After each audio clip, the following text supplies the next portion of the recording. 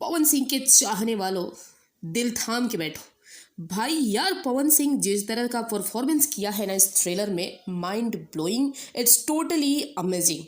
पूरा शहर जानता है हमारे बारे में। शेर का जिगर चाहिए पावर को हाथ लगाने में।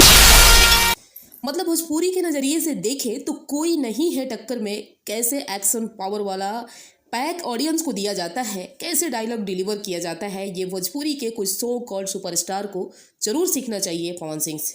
वैसे अभी तक आपने ट्रेलर को भी देख लिया होगा, स्टोरी भी समझ ही गए होंगे, पर मैं आपको यहाँ पर बताने वाली हूँ 5 बातें जो इस मूवी को बनाने वाली है बेहद ही खास। तो बने रहिएगा और कमेंट करके बताइएगा कि ये वाला डायलॉग स्पेशली किसके लिए बोला गया है।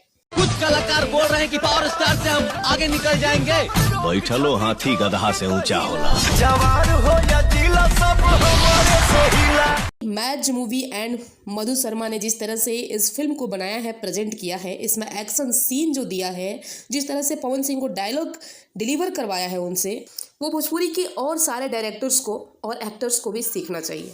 अब जिस तरह से बॉलीवुड में संजू और MS धोनी का क्रेज था, ठीक वैसे ही पावर स्टार का ट्रेलर देखने के बाद दिल में एक अलग सी जुनून और बेचैनी हो रही है। और अगर सच में 70% भी चीज़ों को सच दिखाया जाता है इस मूवी में, नो डाउट सिनेमा घर में ऑडियंस का जलवा देखने को मिलेगा। ये आप लिख के ले लो। इस मूवी में हर एक चीज़ को खास ऑडियंस को टारगेट करके बनाया गया है। आप इसके ट्रेलर को जब 2-3 बार देखेंगे तो आपको समझ में आएगा। जो पवन सिंह को पसंद करते हैं, जो उनके फैंस हैं, जो उनके चाहने वाले हैं, अब चाहे इस मूवी के डायलॉग को देखिए या फिर इस वाले गाने को देखिए,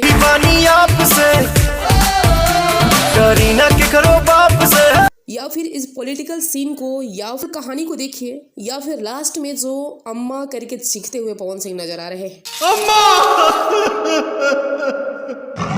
ये सारी चीज़ें कभी डायलॉग और गाने पे ऑडियंस ताली बजाते नजर आएंगी, तो कभी पवन सिंह के आंसुओं से खुद को आंसुओं में भिगोते हुए नजर आएगी।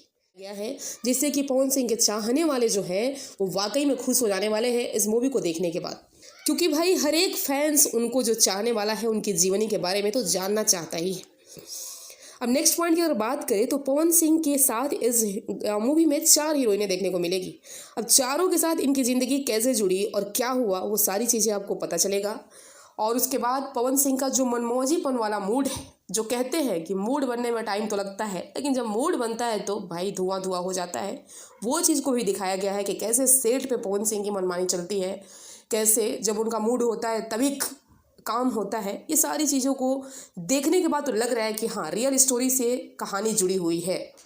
अगर पॉलिटिकल बैकग्राउंड के बारे में जानना चाहें तो ये मूवी मज़ा देने वाली है, क्योंकि पवन सिंह की ज़िंदगी में इंटरनली पॉलिटिकल बैकग्राउंड में क्या हुआ ये किसी को पता नहीं, हम सभी को नहीं पता, बाहर से हमने देखा।